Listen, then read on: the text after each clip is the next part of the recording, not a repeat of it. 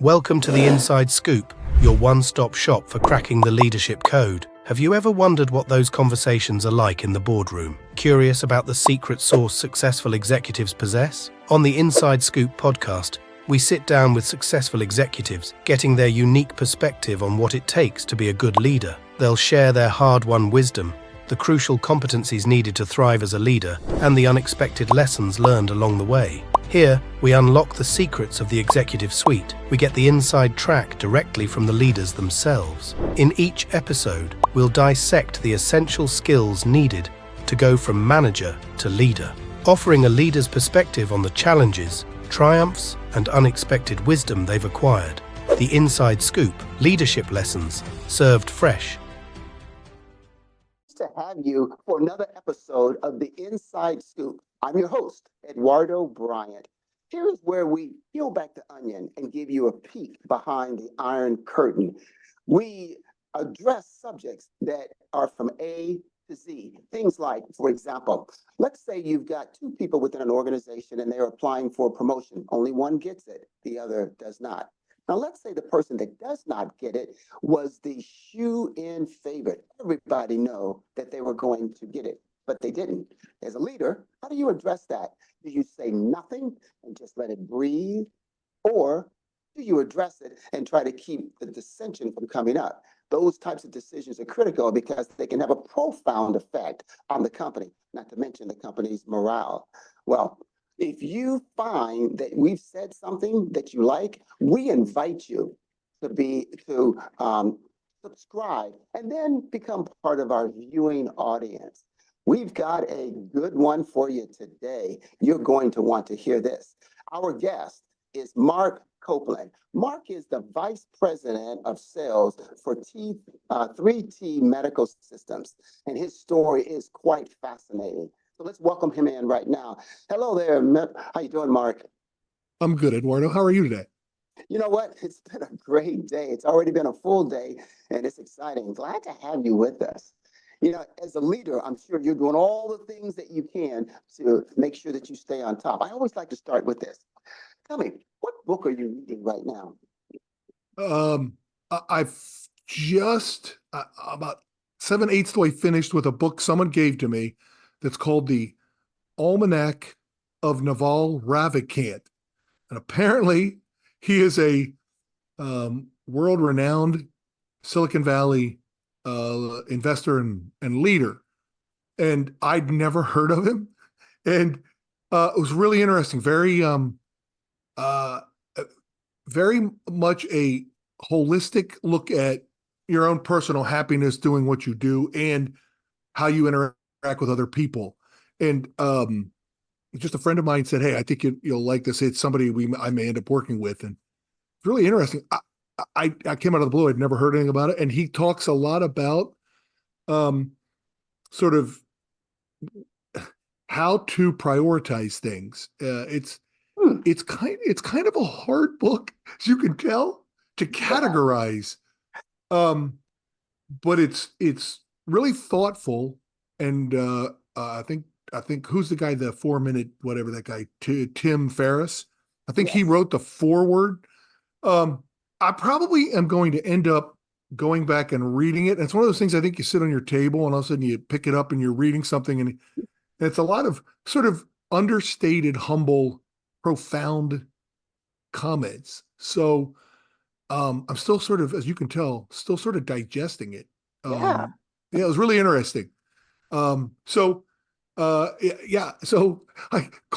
to me in 6 months and I'll have a much better answer about that book. I'm still figuring that book out.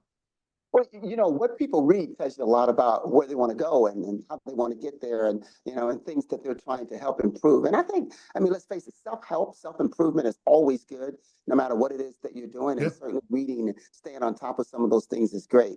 Your journey to where you are, I mean, I'm sure that it was not a straight linear line. There must have been some bends and some curves. So share part of your story. I'm sure the audience wants to know, how did you, Mark, get to where you are?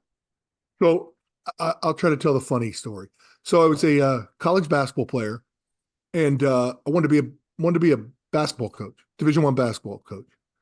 And I was, but I had a teammate's dad who was an engineer, ran his own small engineering firm, little guy, 5'3", and sort of like was always, and then I played there, and then I stayed and coached for 2 years. So I ended up playing with his son, who's still a really close friend of mine. And then I coached his son for 2 years. So this guy, LT, Larry Sheeker, was always like, what are you going to do? And he's pointing and hit me in the chest, going, what are you going to do? I'm like, I'm going to be a coach. I told you this like 900 times. And he would always say, no, you're not. Nope, you're going to be in sales. And I would like immediately start arguing with him. And I'll be darned if LT wasn't right. Like he was right. I was wrong. Coached for several years, miss it kind of every day, but met my now wife and really kind of I couldn't keep moving on an assistant basketball coach's salary and still like do the things I want to do with her. So I went and she's the world-renowned sales rep. I think she's the best. I honestly think my wife's the best salesperson on the planet. And so I ended up getting a couple of sales jobs. And so I sold, forklifts, windows and doors. Then I got into pharmaceuticals for Pfizer and had like a great 4-year run there, was promoted to a hospital rep, and then left to go to a small startup called Cephalon that was, I think I was maybe the 40th or 50th rep in there.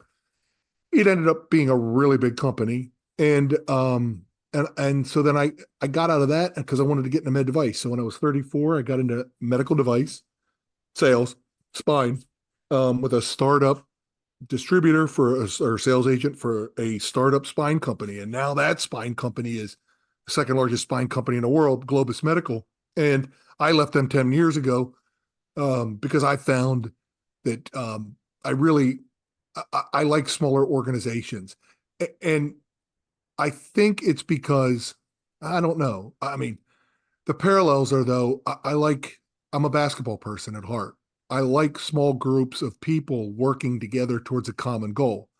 And I think unbeknownst to me, I just think I'm always attracted to that. So now with 3T Medical Systems, we're a relatively small organization. We've gotten much bigger.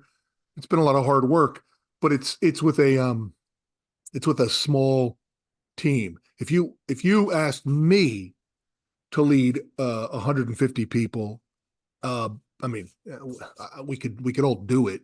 Would I like it? Would I enjoy it the same? Not at all. But so I sort of found my spot there, and I'm still out and about every single day, but I'm also I'm a leader, and so I'm supposed to help people who work with us get better every day, as well as myself. So that's kind of my story. We do medical devices. That's a big broad swath in and around operating rooms.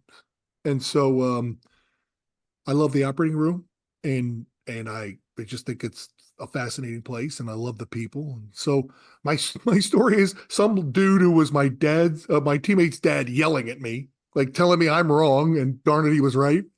And then I look up, and 27 years later, I've been in sales for 27 years and in a leadership role for 20.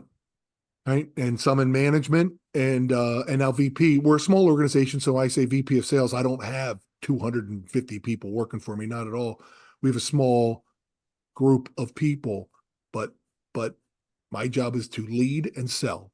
And that's, and that's what I do every day. Well, there's been a lot of correlation between sports and leadership, even in the corporate world. Doesn't mean in sports you start out as a leader. If I'm not mistaken, you're a pretty tall guy, aren't you? Yeah. I'm 6'7", and so I tend to be a little on the taller side than others. Yeah. There's an article out. There's several articles that talk about being tall as kind of that authoritative figure. Some have related it to maybe even a father figure. And you'll find that taller people sometimes will become leaders or the captains, certainly in management. And so that's a good start. Now, your father has an interesting story and an interesting background. Would you contribute some of your drive, success from your father? Yeah, well, both my parents are from different parts of West Virginia. And my dad was from the real southern end coal region. My grandfather was sort of a general manager, ran a coal mine. And then my mom was from northern West Virginia, basically Pittsburgh, steel town, right? Steel towns. And my dad took a job in 1969 at Hershey Chocolate. Moved the family to. It was just me actually. I'm the oldest. Moved me and my mom to Hershey, and he worked for Hershey Chocolate for 33 years. And Wow. so, so it was, and it's a different era too, right? And sort of a management and had two sort of major roles in his 30, I think it's 32 years, I should say. And but a small town, and where I always tell people, like, we're an hour and 15 minutes from Baltimore, hour and 15 minutes from Philadelphia, 3 hours from Manhattan, and like smack dab in the middle of farmland, right? So like but because it and the town has changed considerably, but it's all built off of my parents, my steel barons and coal barons, and they're used to sort of towns that are run by the company towns, you used to hear. And Hershey was a company town, but in a unique way that Milton Hershey, who most people know of, because most people know the Hershey bar, he and his wife couldn't have kids, and they started their benefactor was this trust, and it's 51% owner of the Hershey Chocolate Company. So I just looked it up. It's a $21 billion trust, and it all goes to this Milton Hershey school. So there are no Hershey heirs. There are Reese's heirs. I know some of them, but no Hershey heirs. And they started this school for orphans, and 90 years later, 2,500 kids there that some are orphans. Most are from broken homes. I mean, like, bad situations, and they live in homes, and everything is paid for. They can now come in kindergarten, and go through high school, and everything is paid for. Education, great. It's a great education. It is a great place, and kids go to college, and their college gets paid for, all out of this trust.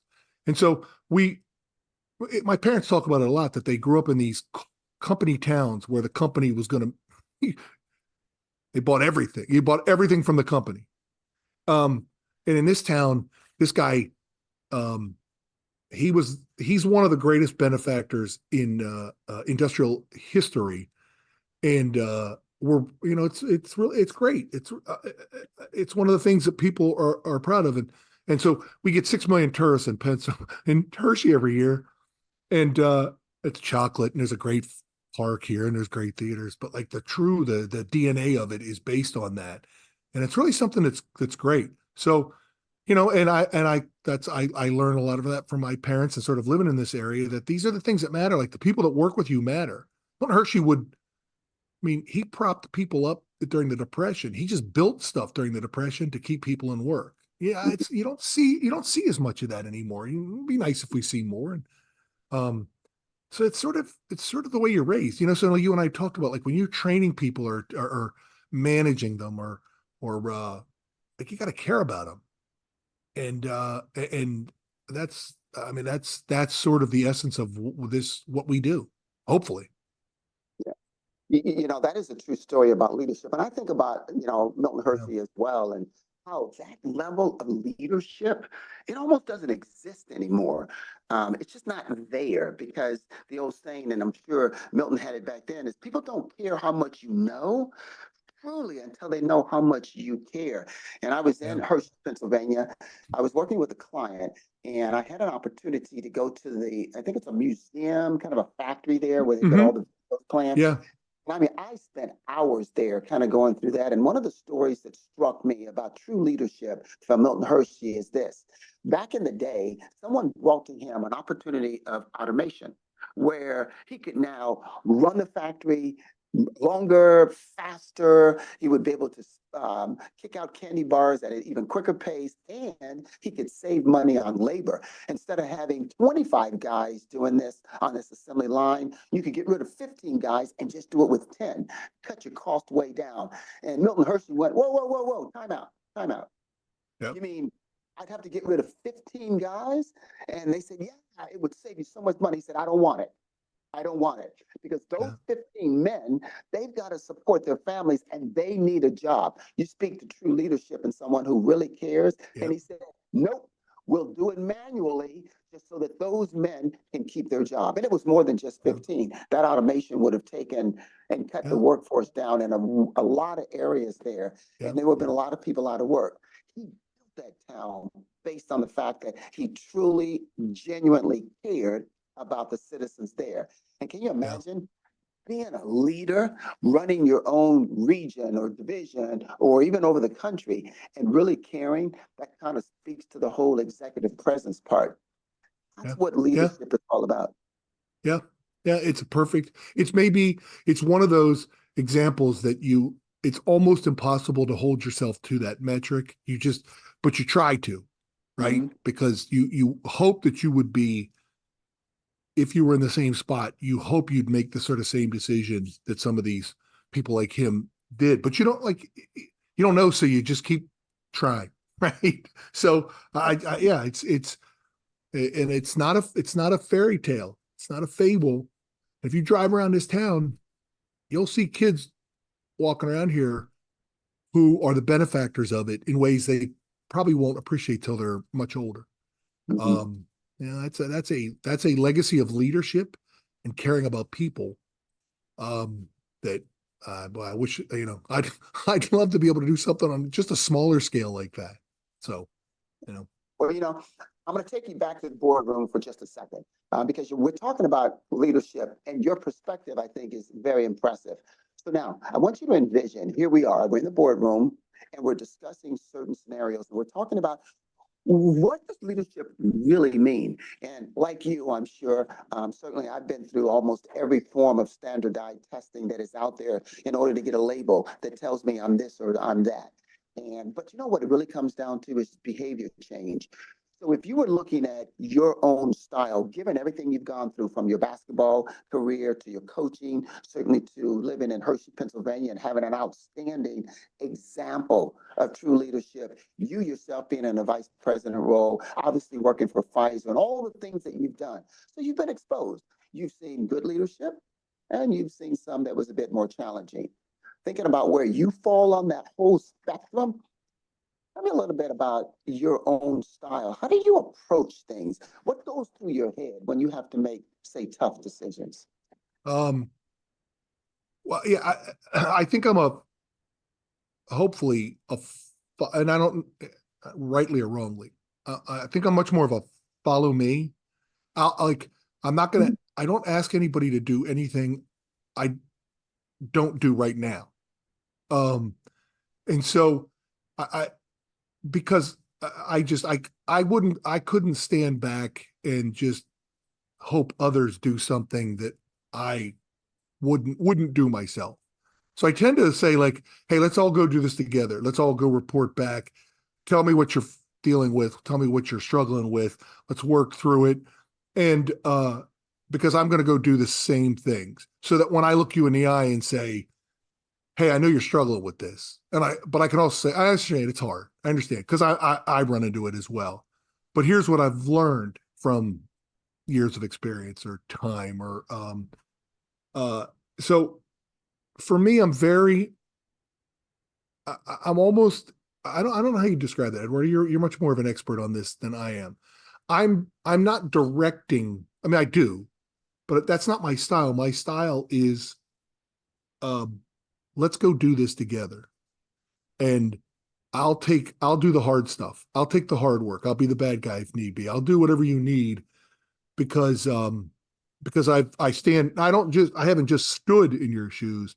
I stand in them, and whether or not it's the best style, I don't know. I just know it's the style that I guess I've always had. I've always been a captain. I've always been a leader, and I don't know if it's just because I was tall or not. I'm not sure. I don't think so.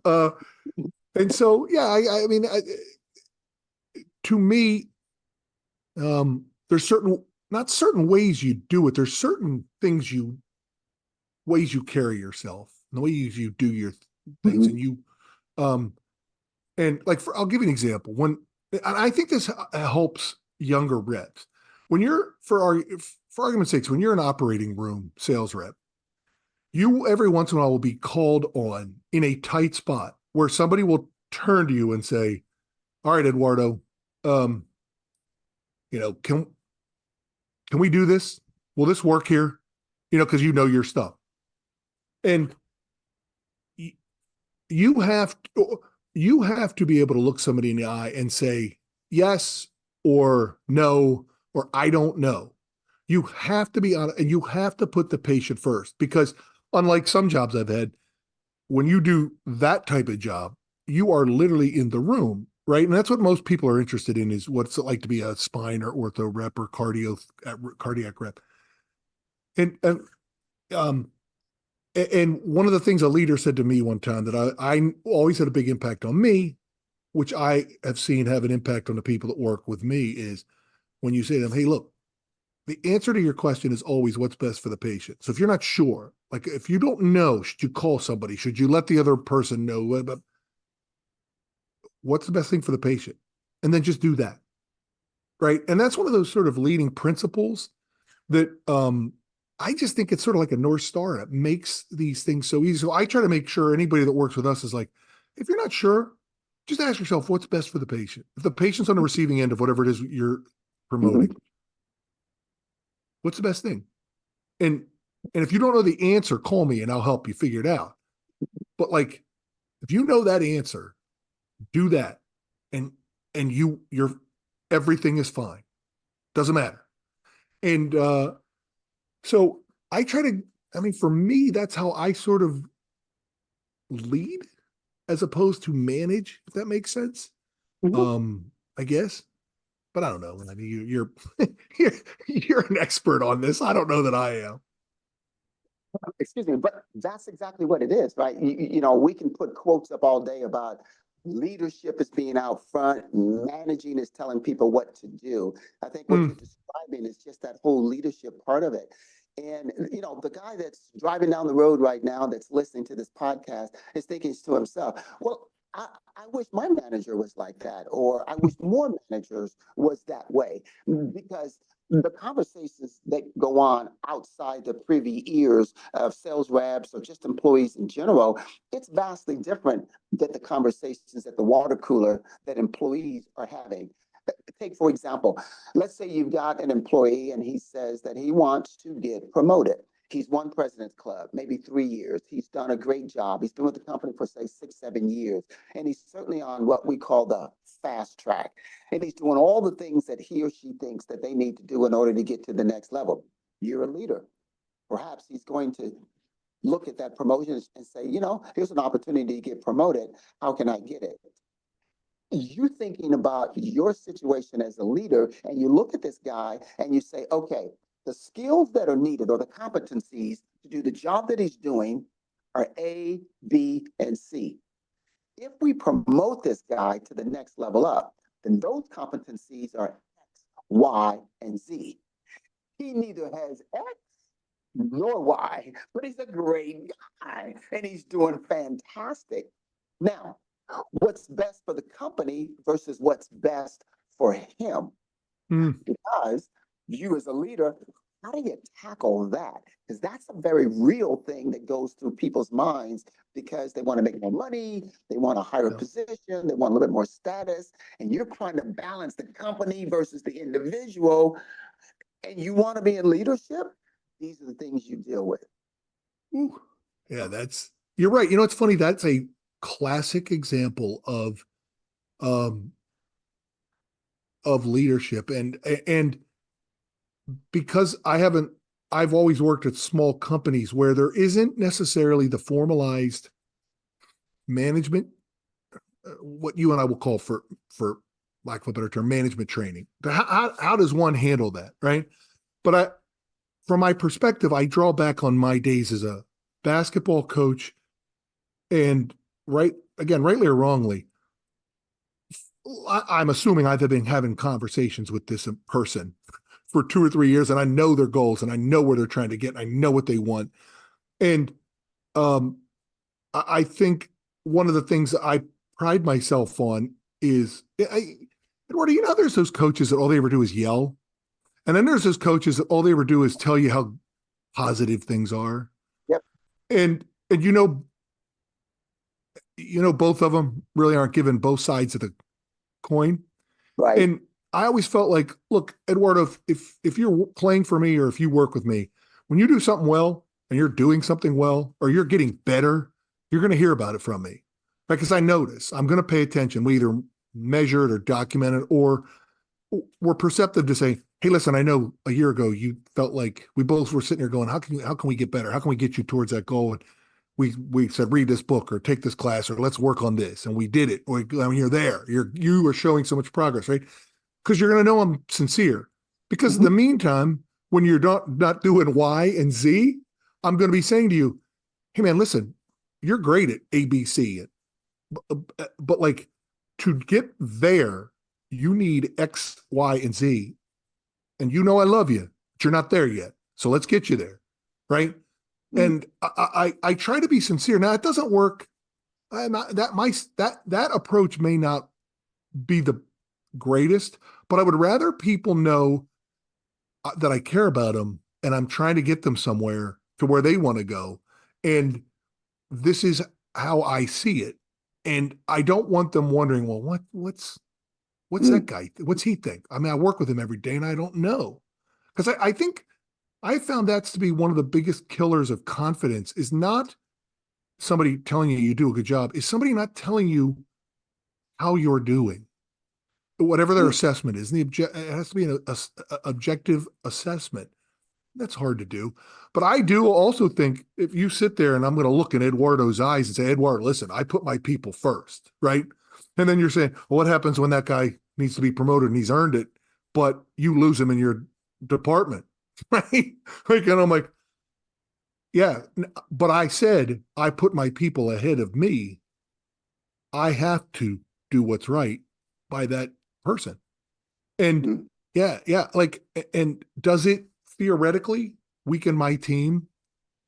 Maybe, but I think if you have a track record of that, the people that are working with you are hopefully performing at better levels because they know you do have their best interests in mind. And you, when their kid is sick, you will go help them in their territory when they can't go to work or like, so I don't, there's a famous leadership guy, oddly enough, from Hershey, Pennsylvania, of Band of Brothers fame, right? Tom Hanks, Dick Winters, and famous leader, still talked about at the Army War College, paratrooper.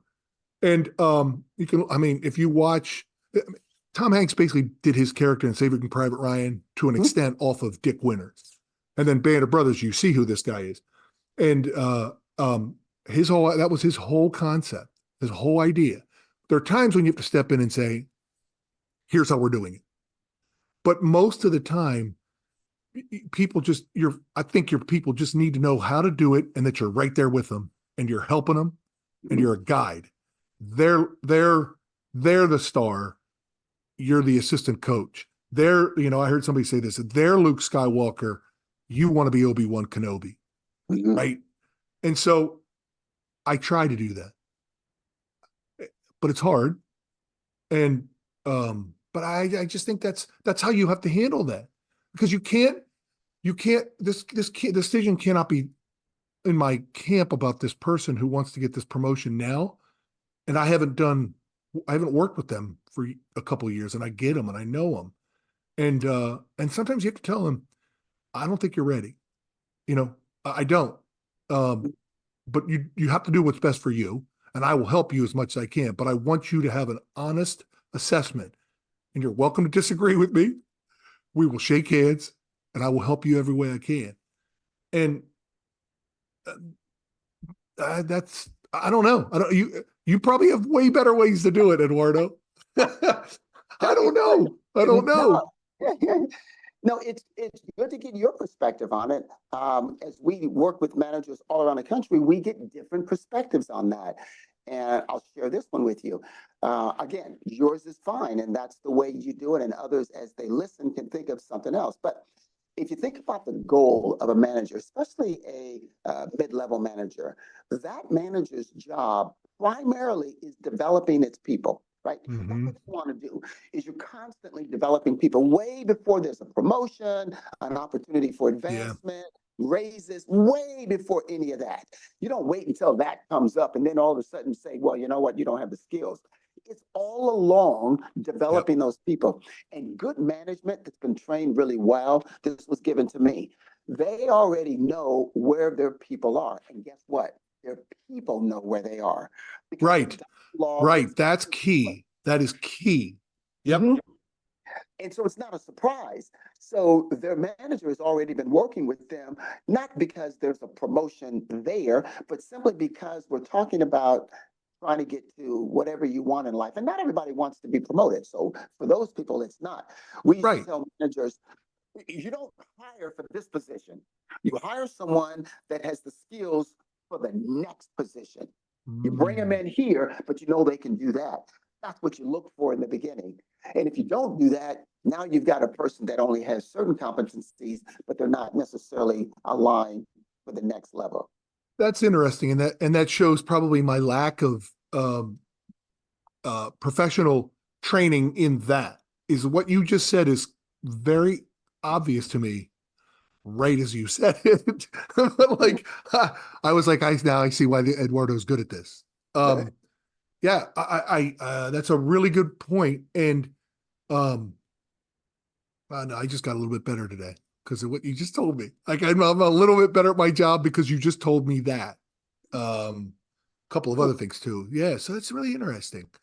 Um, yeah, yeah. Uh, No, thank you for that. well, that's what when you were like you always hear how the military grades everybody. Pfizer had very much of that, and they graded, and you didn't always necessarily agree with the grade, but you always knew where you stood, and they Right. did it constantly, but not over the top. I just thought it was um, it was actually incredibly helpful, and you were constantly assessing yourself, your performance. Am I doing it? And I think that's the funny thing. Like, I think at the end of the day, most people know, they just don't want to admit it. Like, and whether they're doing it well or not, or can do it better. Um, Mhm. and then what some people often we all need is somebody to help us get better. Like you just did a couple minutes ago when you said that. I'm like, oh, all right, now I'm a better hiring manager. Now I know, like I already know something. I'm better now. Yeah, yeah. So I love these types of conversations, partly because we have a lot of experience in and around people, and sometimes my lack of professional training um, within larger corporations shows, but I make up for it by being incredibly enthusiastic. That's about how I win the day. Well, people management it's tricky, right? I mean, if you're a project manager, then obviously you're managing the project. But when you are a people manager, no matter what level you are, supervisor all the way up to the C-suite, you literally got the balance of people's mental health in the palm of your hands. One of the quotes that's out there that I love is this, is that your boss, your manager, has a greater effect on your mental health than your psychiatrist, therapist, or your doctor. Imagine that. I mean, It's I don't want to say it's crazy because it's actually obvious, but I never thought about it until you said it. And your man, that's that's pretty profound. And then as you say it, I start to think back of people I worked with and for, and people who've worked with me and for me, and you start to think, you're like, uh, well, I'm thinking about the people who work for me now. Hope I'm good for them. I think I am, but like you you you start to go, gosh almighty, when he puts it that way, he's right. And yeah, yeah. I'm going to Well, need a minute, Eduardo. I didn't mean to shake you up there, Mark. No, but it's very profound, and I've never heard anybody say that, but it's 100% accurate when you think about it. Well, well, Yeah, management is not, it's not easy. And I think, and this was told to me, one of the travesties in business is for companies to hire or promote somebody into management and let them learn on the job at the yeah, expense of the people who they're managing. How would you like to have a pilot who says, you know what, I haven't been trained yet, but I'm going to fly this plane, you jump on board, and we'll just see how it yeah. goes. Hey, You just, I will tell you. Let me bring it back to something even closer to home. Although most people fly, right? What's happening in the healthcare field right now is because of COVID, many experienced people have either retired, been burned out, mm, um, and we are seeing an influx. And I've had multiple places tell me this, and it's not a shot at any other people. They're saying we have inexperienced managers training inexperienced staff, and it is directly affecting mm, patient care. And and it's through no fault of anyone. It's sort of this act of God we dealt with over the past 3.5 years. And it has exacerbated problems that were always there, like you described, that you're hired as a manager and you're a great salesperson or you're a great accountant or whatever, and now you're a manager and no one's trained you how to manage people. Because it's a completely different skill set, and you have to work at it. And it's hard. And um, and so we see it every single day in hospitals and surgery centers and doctors' offices right now. And that affects everybody because, for the most part, everybody has somebody they see when they're sick or mhm, hurting or mhm. whatever. So, and you're right, I hadn't hadn't really thought about like the need for just management training in that setting. But I know that's not what we're here talking about. But you're sort of slowing down my processor today with a couple of these things, Eduardo. Slow down, man. I'm not that smart. No, no, it's all good because, okay, let's put a line. There's the above and then there's the below.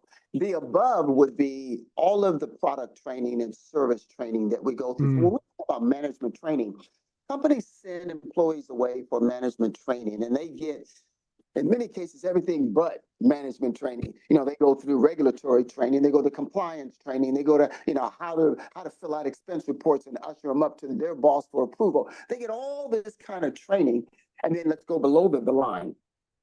That's the forgotten skill all the time, or most of the time, I should say, and that is skill training.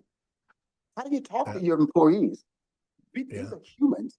How many managers walk up to their employees and say, how come you didn't get that report to me?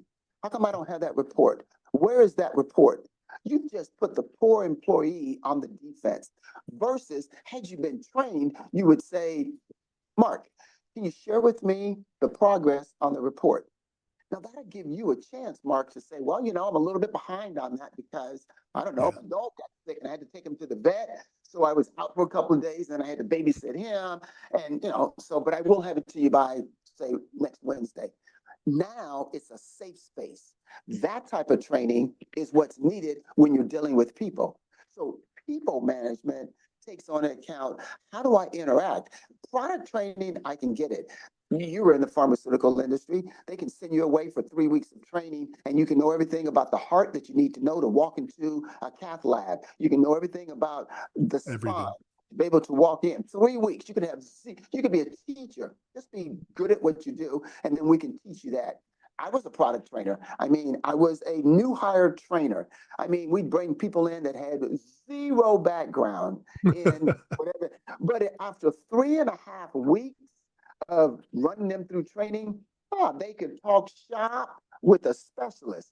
So that's just product training. But what you don't train is your emotional intelligence, your skill Yeah. level. That's the training that makes a difference. And if you want to be in management, That's the kind of training that we try to get reps to So actually, you know, do amen. you, I actually first of all, I had a comment and then a question for you. Sure. I think what you were describing, the way you said, how come that report isn't done versus, I think you said like, how are we progressing on that? I Yeah, think share with however it me was you, how it's progressing. yeah, it's funny. You kind of let them save face in a way. And that's an old term, but I think it's an underappreciated um, skill. You said basically, you said two different things. They sort of sound like the same, but they're different. And the way they're said, that lets that person, it lets them not be defensive or much less so. And I think that's admirable. And that's a skill set that you could probably make, if you don't already have a course on that, you may already. I would probably buy it and tell others to take it. But it's funny. My question for you was even in today, in the highly sophisticated corporate America in which we live, you still see these gaps where it's like you and I know, hey, compliance training and expense report training, that's all great. That's onboarding. Like that's not training. Um, that's not what you and I would consider to be how do you go be better at your job. That's how to do some of the functions. Um, you still see this commonly throughout the industry. That's my question to you. You still see that gap, that lack of that type of training. Oh, yes. I see it all the time. And well, let me tell you how I see it. Is so we show up and we're on site, and then there's an agenda.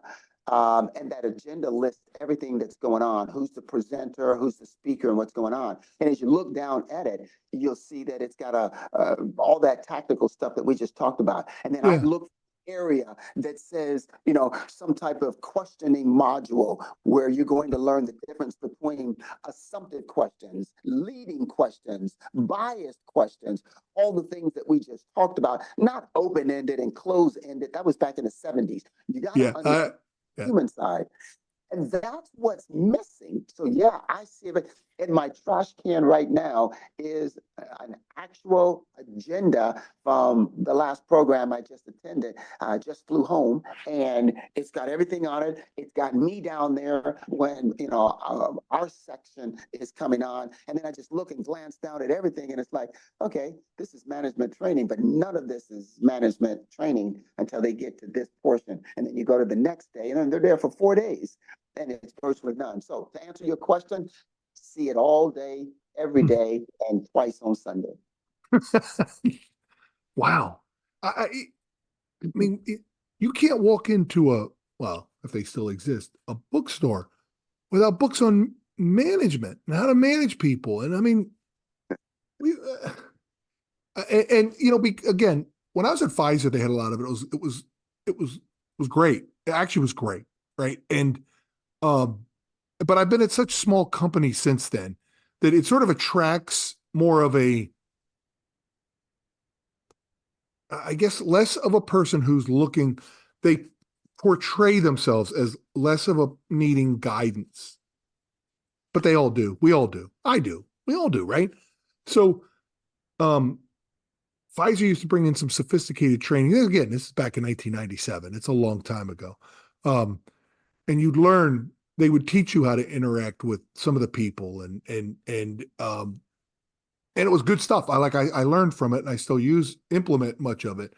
But it's amazing to me that multi-billion-dollar global conglomerates still sort of airball that. I understand why we don't have great training modules. We're like 20 people, right? Like we still do it and we do the best we can, but we're not a large organization. It doesn't mean we diminish the importance. We actually kind of live with each other, it seems like. Mhm. So, but boy, I mean, all the money that's spent on on CRMs alone, I don't understand that. I'm glad there's people like you out there that do this and recognize it.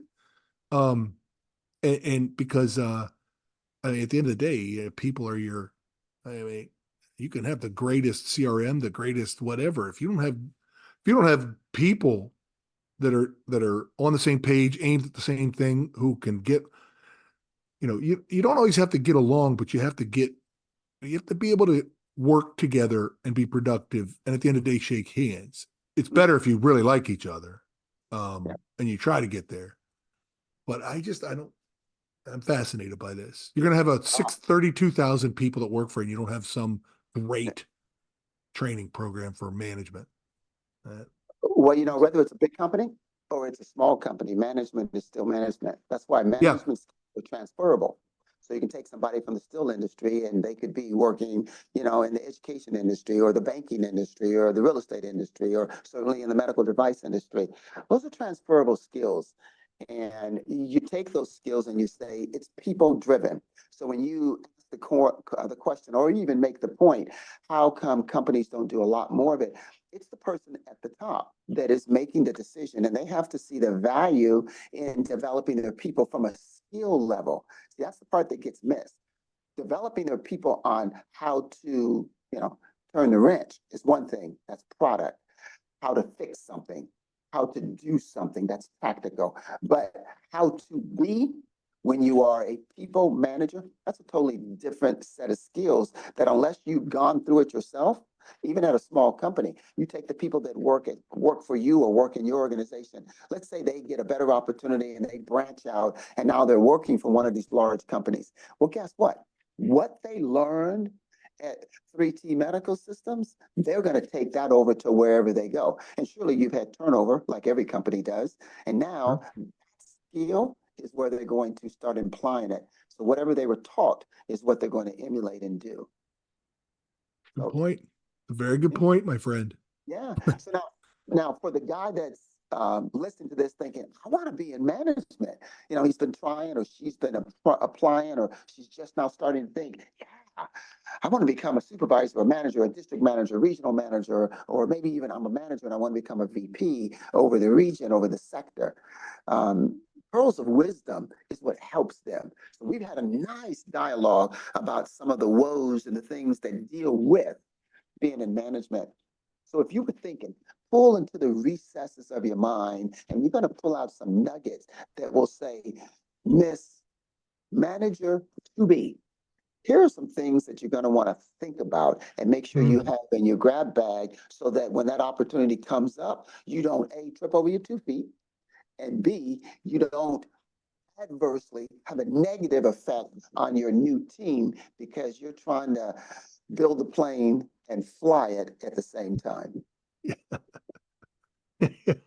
Are you asking me for my suggestions for that situation? Yeah, people don't want to hear from me. They want to hear from you, Mark. No, I think I'd rather hear from you. I do know in any type of organization, but particularly smaller ones, you can't bring somebody in who you don't think is going to fit in. And sometimes some of your people need to sign off on them a little bit, and in sales, it's easy. I don't know how it is in other industries, but in sales, you kind of say, hey, listen, we're thinking about bringing this person in. Could they spend a day with you? Or, just tell me what you think of them. Partly now you also run the risk of somebody saying, I can't have that person join this organization. And then you still hire them. And then you got a problem. Right. So you run that risk, but, I think when we've been good at it, it's because it's been obvious that the person does has the skill sets, has the talent, and has the work ethic, but also tends to fit in with other teams previously. Because that's very important. I think it's very important everywhere, but it seems like it has extra importance when you have a small organization and you have limited funds and you're going to bring somebody in. You cannot afford somebody making a bad decision on somebody can cripple you for 2 years. So I really try to be careful about whom I bring in And it's not just, are they talented? Are they smart? Are they successful? Because no offense, there's a lot of people like that out there. They're sort of everywhere. But I need somebody that's also going to fit in and be positive and bring things to the team. So I've always tried to know what I'm looking for and then see if I can find that person. Because I mean, again, I don't really know any other way to do it.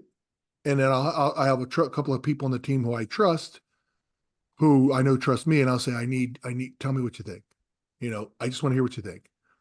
And if I've had people say, will not fit in, and I've ignored them and been wrong, usually, and I've listened to them and been right, and maybe been, I don't know, but like I know this, my team for the most part bought in when we brought that person in, and I think that helped on my end.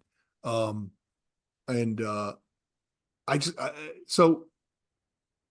guess, I mean, that's the best advice I would give to somebody is know who and what you value and who and what your team is. What's your DNA? And then who's going to plug into that as best they can, because they are going to alter your DNA a little bit, whether you like it or not, right? And you want to make sure it's for the positive. So, and involve some of your trusted people whose opinion you really value. And I mean, that's how we built, like, I mean, let's playing pickup basketball. Like if Eduardo and I like playing together and there's somebody we can pick up, but like, they're not a big fan, well, we're probably not going to pick them up. And they might be good, but like at the end of the day, that's not, that we're not going to be as productive if we have somebody that we just cannot stand or won't work with us, or it is negative. So again, like you said earlier, I mean, I draw heavily on what matters to me, basketball and family. And so that's how I make these decisions. And I've made mistakes. I'll make more. Right? So next week's a whole new week to make some new mistakes.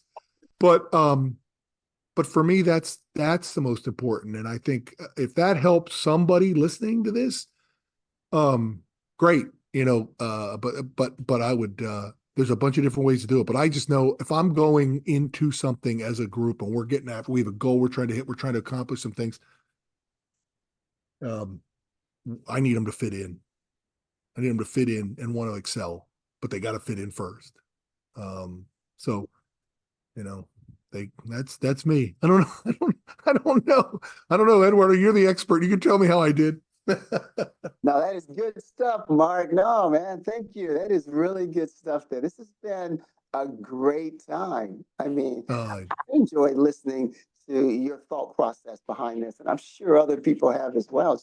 Just to hear how you think. And again, your way of thinking is going to be germane to many people, and it's helpful because we're not all alike. It's not monolithic. Yeah. We have different ideas and different views, and everybody comes at this thing in a totally different way, and we all got to learn because we all got to work, and most people who work, they have a boss. And, so we're trying to make bosses better because we all have one, and that's the way we're going to do it. So this has been an awesome conversation. I really appreciate it. Before we sign off, I'm going to give you a chance. Is there anything, last parting words that you'd like to offer out there? If there is, the floor is yours. Well, I was going to gloat I'm a Chiefs fan, but I wouldn't do that to anybody here. No, I was going to say, you said something to me before we get on the air, saying about how you helped at one of your seminars. You helped a gentleman who needed to do a talk in front of at his daughter's wedding, I believe is what you said. And afterwards, you said he hugged you and thanked you, right? Because he said he didn't know if, I guess he would not have been able, or he didn't feel like he would be able to do this speech without the help you'd given him. And we both were laughing. Like, we know we have to make money. We know we have families to support. We have goals. And one of the ways to measure it is how successful you are but you said that was what really makes you happy about what you do, right? Like, that's a highlight of what you do. And I think, especially as we get older, I think you start to realize that it's as much about how your people succeed and how happy they are, and you see them with their families, or you see them with their new successes, and you see them grow. And I know as an assistant coach, and a head coach, I loved it when players got better and accomplished something, and that was meaningful to them. And I think, like, at the end of the day, I know that's what drives you, and I know it drives me. And I think, like, at the end of the day, that's what it has to be about. You're happy for the success of your people, and you want to get them there. You want to help them get there. And it's going to be hard. Sometimes you got to pull them, and sometimes you got to push them, and sometimes they're, but at the end of the day, if you're doing it for them, it comes back 3, 5, 10-fold. And I can only imagine how you probably couldn't sleep that night after that guy hugged you because of what you did and helped him with, and what he was able to do because of your help. That's the best. I mean, maybe there's other great feelings in the world. That's the best feeling in the world, I think. And that you help somebody. And so when people are in these positions, at the end of the day, when they're frustrated or if you can just say, well, did I help my people today? If you could answer that affirmatively, it's probably been a better day than maybe it feels at that point, So I love it. I really enjoy talking to you. You've already hit me with a couple of things that now I got to think about, but that's good. And I really appreciate it. I really admire what you're doing. Thank you, Mark. I appreciate that. And thank you for those kind words it wasn't planted. I didn't ask you to say any of that stuff. It wasn't set up. So I appreciate that very much. You're welcome. If I lied, you'd know. I'm not. I think that's really cool. So yeah, it's great. It's great. So you let me know how I can help you sometime. All right. Well, I appreciate that. Thank you so much. And thank you to everybody that's been tuned in, listening, or watching. We appreciate it very much. You can find the Inside Scoop wherever you listen to your podcast. And we look forward to having you on board again for the next episode. So for now, we want to thank Mark for being with us. We certainly appreciate that very much and all of his great insight. We hope that it was a benefit to you out there, and we'd like for you to tune in again. So once again, if something made a great impact on you, we invite you to become part of our viewership. Thank you. And until the next episode, we'll see you later. Bye for now. For more exclusive leadership insights, be sure to subscribe to the Inside Scoop on YouTube and Spotify. And if you enjoyed this episode, don't forget to hit that share button and spread the word. See you next time on the Inside Scoop.